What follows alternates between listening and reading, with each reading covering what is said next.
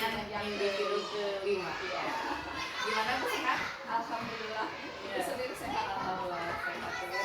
Nah, di sini fokus pendampingan kali ini ya Bu, di sini saya akan seperti biasa merefleksi gitu apa yang sudah berjalan selama 1 bulan, lalu bagaimana proses pengambilan keputusan, lalu rancangan program yang berdampak pada murid, lalu tentang perkembangan komunitas praktisi ya Bu ya, lalu dialog pasca observasi pembelajaran juga. Nanti saya akan melihat bagaimana Ibu melakukan percakapan pasca observasi dengan rekan sejawat Ibu yang kemarin sudah Ibu observasi. Lalu nanti bagian akhir pendampingan seperti biasa kita akan melakukan refleksi. Nah, itu fokus pendampingan kali ini gitu ya. Sudah siap Bu? Insya Allah siap. Ya. Yang pertama nih, proses apa yang sudah berjalan selama 1 bulan ini Bu? Yang sudah berjalan yaitu proses pembelajaran, itu mempelajari modul 3.1, 3.2 dan kemudian 3.2 ya, 3.3 yang sekarang sedang dipelajari ya Bu ya. Itu ada pengambilan keputusan berdasarkan nilai-nilai kebajikan. Nah, dalam keputusan itu kita harus memperhatikan 4 paradigma, 3 prinsip dan 9 langkah pengujian dan pengambilan keputusan. Pokoknya banyak Bu yang sudah dipelajari dan itu baru saya juga baru tahu seperti itu ternyata. Jadi manfaatnya kita mengikuti kegiatan guru penggerak ini sangat luar biasa sekali. Ya. Lalu di sini capaian apa yang diperoleh selama 1 bulan terakhir ini Bu? Ya. Untuk capaian sendiri yang sudah saya capai yaitu dalam menghadapi kasus-kasus atau situasi dalam sekolah ya Bu ya. Itu saya jadi bisa membedakan apakah itu kasus dilema etika atau bujukan moral. Nah, dalam dilema etika biasanya saya akan mengambil keputusan disesuaikan dengan modul yang sudah saya pelajari ya Bu ya, yaitu melalui 4 paradigma, 3 prinsip dan 9 langkah pengujian dalam pengambilan keputusan. Nah, program yang direncanakan sudah berjalan meskipun masih banyak kekurangannya Bu. Jadi program-program yang yang direncanakan dari modul 3 ini sudah berjalan tapi belum maksimal gitu. Nah, indikatornya belum sepenuhnya terpenuhi. Seperti aksi nyata belum terpenuhi ya Bu, karena masih berjalan ininya juga gitu. Kemudian untuk capaian 1 bulan terakhir menerapkan materi pemimpin sebagai pengelola pembelajaran, pengambil keputusan dan pengelolaan sumber daya. Itu yang capaian yang diperoleh dalam 1 bulan ini. Lalu pada pendampingan individu ke-4 bulan lalu ya Bu ya, kan di sana sudah diberikan gambaran nih bahwa nanti Bu PI 5 itu Ibu akan diminta untuk mengajak rekan sejawat seperti itu ya Bu ya. Nah, untuk melakukan percakapan pasca observasi. Nah, bagaimana rencana tindak lanjut dari pendampingan sebelumnya ini Bu, setelah Ibu diberitahukan oh iya nih gambaran untuk PI berikutnya seperti ini. Bagaimana rencana tindak lanjutnya Ibu? Nah, rencana tindak lanjut di PI 4 yang kemarin ya Bu ya, kan tentang coaching supervisi akademik ya Bu ya. Nah, sebelumnya itu kan dalam coaching itu harus melakukan supervisi akademik itu melakukan 3 ya Bu ya. Pra observasi, kemudian observasi dan pasca observasi. Nah, saya melakukan pra observasi terlebih dahulu ya Bu ya, sebelum ke observasi. Nah, saya melakukan pra observasinya itu di hari Kamis, kemudian saya melakukan observasinya di hari Senin kemarin. Nah, kemudian dalam pra-observasi itu saya menggali informasi terkait observasi yang akan kita lakukan nanti Bu. Jadi apa yang dipersiapkan oleh teman sejawat saya, kemudian materinya tentang apa, kemudian areanya yang ingin didalami itu apa, diobservasi. Nah, itu saya tanya-tanya di pra-observasi. Nah, alhamdulillah observasinya sudah dilaksanakan dan berjalan dengan lancar. Alhamdulillah. Nanti bisa diperlihatkan ya Bu ya videonya. Ya. Saya mau lihat hasil video observasinya. Iya, mangga Ibu. Lalu kita beralih ke refleksi proses pengambilan keputusan nih Bu. Iya. Ini ada kaitannya dengan penerapan aksi nyata di modul 3.1. Nah, berdasarkan hasil pemetaan yang Ibu lakukan nih, bagaimana hal tersebut itu mempengaruhi proses pengambilan keputusan yang dilakukan Ibu? Ya, sebelum saya mempelajari modul ini ya Bu ya, tadinya saya mengambil keputusan sesuai dengan apa ya Bu, hawa nafsu saya mungkin ya. Tapi setelah saya mempelajari modul ini, saya tahu bahwa pengambilan keputusan itu tidak sembarangan gitu Bu, harus dipetakan dulu, yaitu dengan menerapkan 4 paradigma, 3 prinsip dan 9 langkah pengujian dalam pengambilan keputusan, sehingga keputusan yang nanti saya ambil itu akan tepat, efektif, dan tentunya selalu berpihak pada murid-murid saya. Nah, apa hal yang menurut Ibu masih perlu dikembangkan nih atau perlu dievaluasi? Iya, yang masih perlu dikembangkan dalam pengambilan keputusan itu ya Bu, yaitu mengidentifikasi sebuah masalah gitu. Apakah itu masalah itu termasuk ke dalam dilema etika atau ke dalam bujukan moral. Kadang itu tertukar Bu seperti itu. Jadi saya harus betul-betul memahami apakah keputusan itu termasuk, kasusnya itu termasuk dilema etika atau termasuk ke dalam bujukan moral. Nah, jadi saya harus lebih banyak berlatih lagi gitu dengan orang yang ahli tentunya. Lalu di sini apa hal yang menurut Ibu mendukung keberhasilan dari keputusan yang diambil? Iya, tentunya setiap keputusan kita itu tidak bisa berjalan dengan sendiri ya Bu ya. Harus ada kolaborasi antara rekan sejawat, kemudian kepala sekolah dan murid juga. Pokoknya seluruh warga sekolah harus ikut berkolaborasi sehingga keputusan yang kita ambil itu akan tepat dan bermanfaat untuk semuanya. Nah, lalu adakah pengalaman yang terjadi nih ya Bu ya, baik dalam waktu dekat atau sebelum mengikuti pendidikan guru penggerak ini yang mencerminkan dilema etika gitu, baik itu terkait murid atau rekan sejawat? Ada Bu, terkait murid nggak apa-apa Bu? Iya, nggak apa-apa kan di sini mau murid atau rekan sejawat. Ya, ini terjadi sebelum saya mengikuti kegiatan guru penggerak ini ya Bu ya. Jadi saya mempunyai seorang murid. Jadi murid itu anaknya kalau dibilang IQ-nya itu lumayan lah ya Bu ya, tidak terbelakang sekali. Nah, tapi si anak itu ke sekolahnya itu males gitu Bu.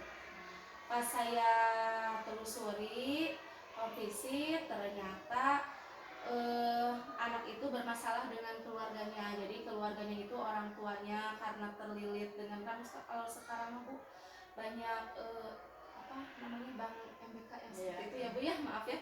Nah, jadi si orang tuanya itu terlilit seperti itu, akhirnya si mamanya itu kabur gitu Bu, mungkin mencari penghasilan yang lain, sementara jadi bapaknya juga bekerja. Nah, si anak itu tidak punya kakak ya, jadi dia itu tinggal dengan neneknya. Yang namanya tinggal dengan nenek mungkin ya Bu yang tidak ada yang memperhatikan. Nah, si anak itu sehingga jarang sekali pergi ke sekolah.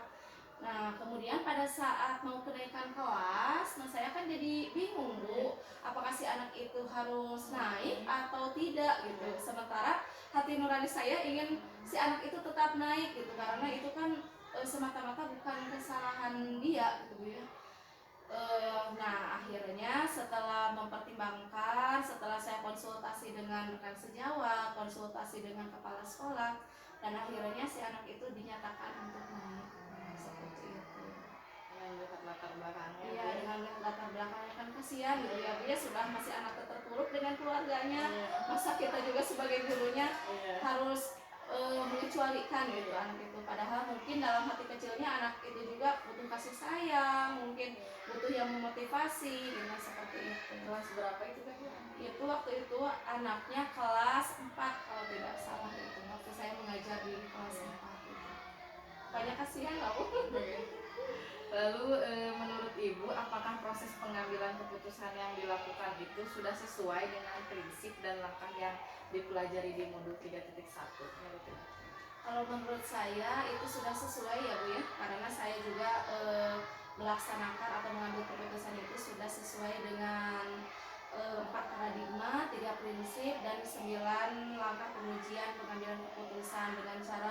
melihat latar belakangnya, bukti-buktinya anak itu seperti apa. Nah, jadi kalau menurut saya pengambilan anak itu tetap dinaikkan itu adalah keputusan yang tepat, karena kalau misalkan si anak tidak dinaikkan, takutnya nanti si anak itu jadi tidak mau sekolah karena terpuruk seperti itu. Takutnya malah putus sekolah Iya, ya Bu ya. iya. Lalu apa hal yang menurut Ibu masih perlu dikembangkan atau perlu dievaluasi dari proses pengambilan keputusan tersebut Bu?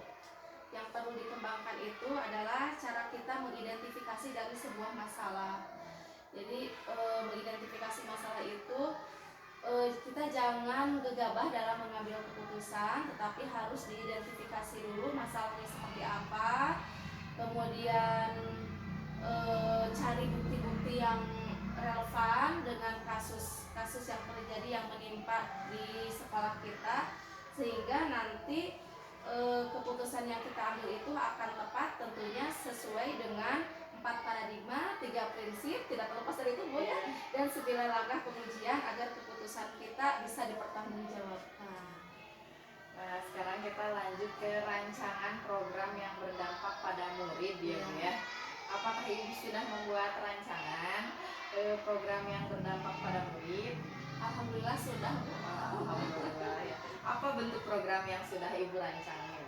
Nah, program yang sudah saya rancang karena sekarang era digital semakin meningkat ya Bu ya, teknologi semakin canggih, anak-anak itu sudah senang sekali dengan gadget ya Bu ya, untuk game segala itu dari gadget. Nah, maka saya itu merasa terpanggil untuk mengaktifkan kembali atau melestarikan kembali kaulinan tradisional. Nah, kaulinan tradisional itu kemudian saya akan mencoba dikembangkan di sekolah, diprogramkan dengan nama ngeubar, yaitu ngemulai kaulinan barudak. Oh, gitu ya. Iya.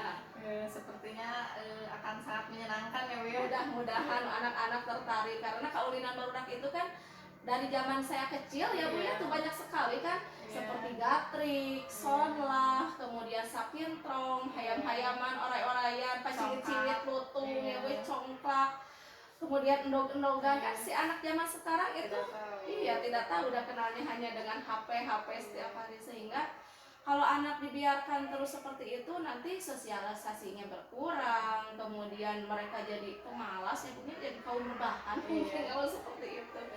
Khawatir ya masa kecilnya kurang bahagia, tidak seperti kita Bu. Alhamdulillah ucing-ucingan kan kalau kita mah dulu. Nah, mudah-mudahan setelah adanya program ngeubar ini, anak-anak akan menyenangi, sehingga mereka akan sedikit-sedikit teralihkan dari game yang ada di gadget. Itu kan sangat berbahaya sekali ya Bu, teralihkan menjadi kaulinan barudak tradisional gitu. Tadi teh ngaubar nganya teh apa tadi? Ngamumule. Kaulinan barudak. Lalu dukungan apa saja yang Ibu perlukan untuk menerapkan program yang sudah dibuat itu Bu? Iya, tentu saja dukungan. Pokoknya dalam setiap program ya Bu ya, pasti harus ada dukungan. Kita harus berkolaborasi dengan teman-teman atau dengan warga sekolah. Nah, dukungan juga itu sangat diperlukan, baik dari teman sejawat, dari kepala sekolah, juga dari anak-anaknya Bu. Jadi supaya sebuah program itu berjalan dengan baik, maka dukungan-dukungan itu harus ada gitu. Dari seluruh stakeholder. Dari seluruhnya. Karena kalau kita berjuang sendiri, bergerak sendiri, tidak akan berhasil. Berat.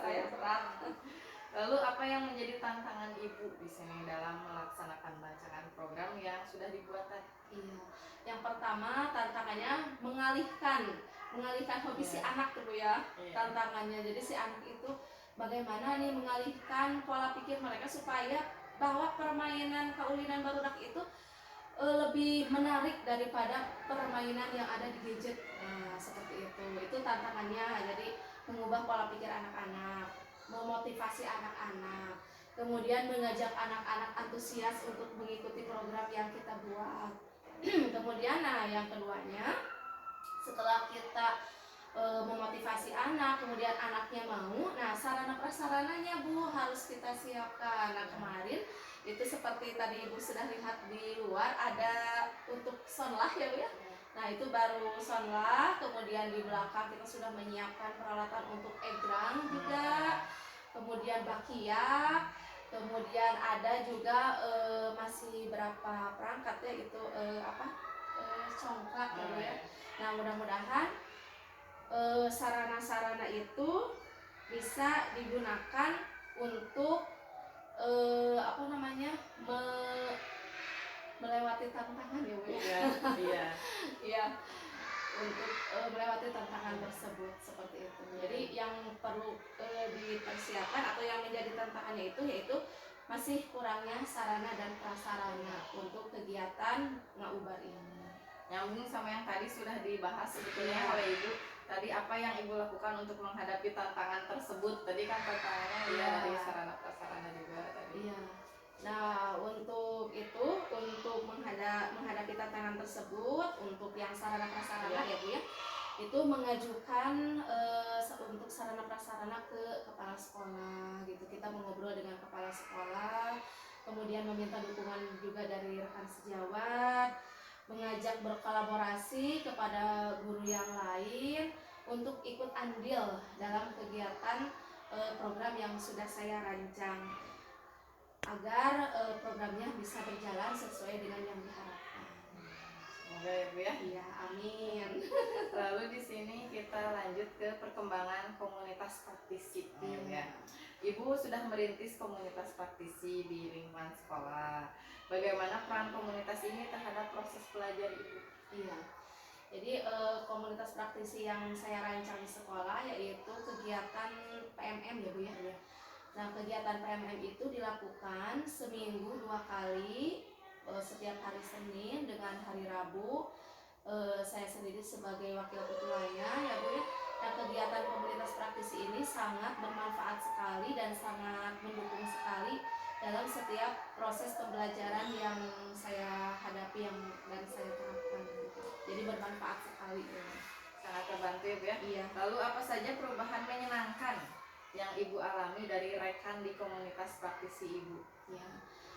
Tentu saja menambah ilmu, kemudian juga menambah wawasan dan kekeluargaannya semakin dekat, semakin harmonis gitu dengan teman-temannya. Karena sering kan seminggu 2 kali tiap hari Senin dengan hari Rabu kita berkumpul, otomatis kekeluargaannya juga semakin meningkat. Dan segala sesuatunya terasa lebih mudah ya Bu Iya, ya, lebih ketika ringan dilakukan bersama-sama. ya.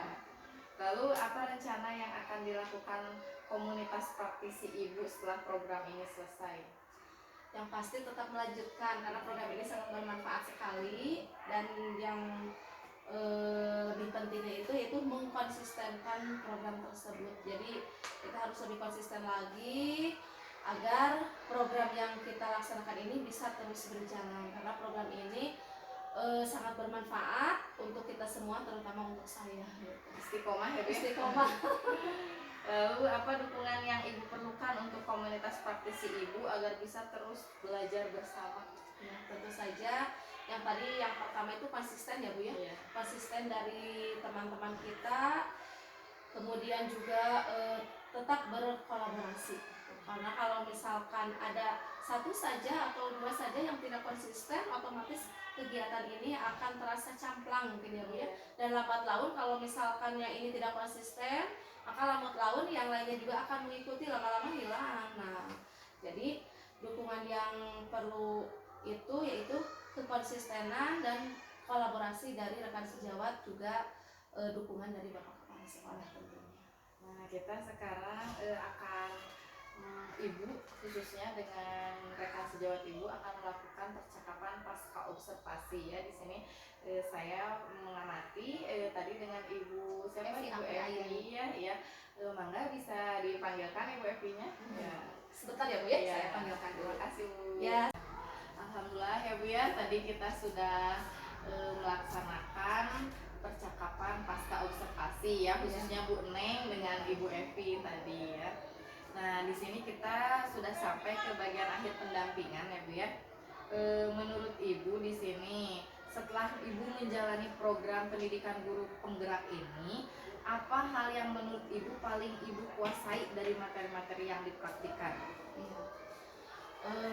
Yang paling saya kuasai yaitu tentang filosofi KHD ya Bu. Dimana di filosofi itu seorang guru ditugaskan untuk menuntun murid-muridnya sesuai dengan minat dan bakatnya, juga sesuai dengan kodratnya, sehingga seorang murid itu bisa mencapai keselamatan dan kebahagiaan yang setinggi-tingginya baik sebagai manusia maupun sebagai anggota masyarakat.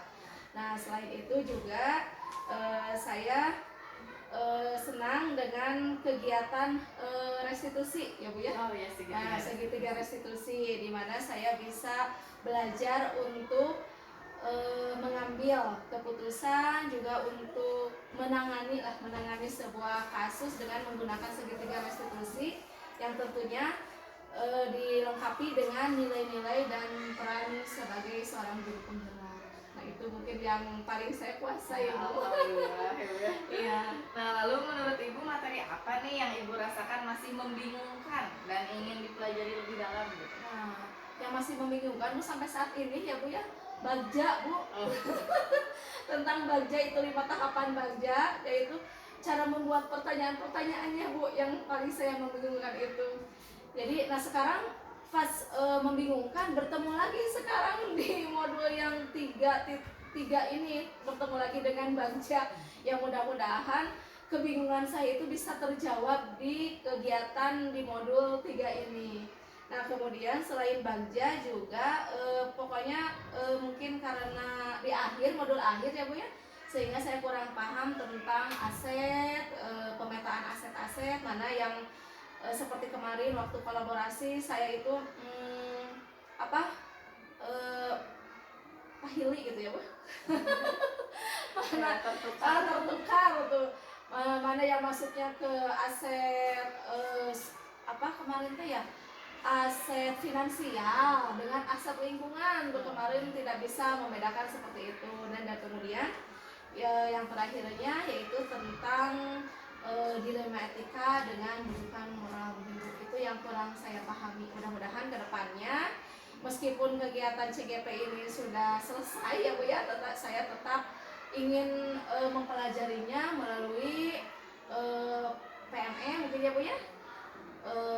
Kemudian juga banyak kan contoh-contoh di YouTube. Nah, mudah-mudahan kegiatan-kegiatan tersebut bisa lebih mencerahkan setelah saya mengikuti kegiatan ini.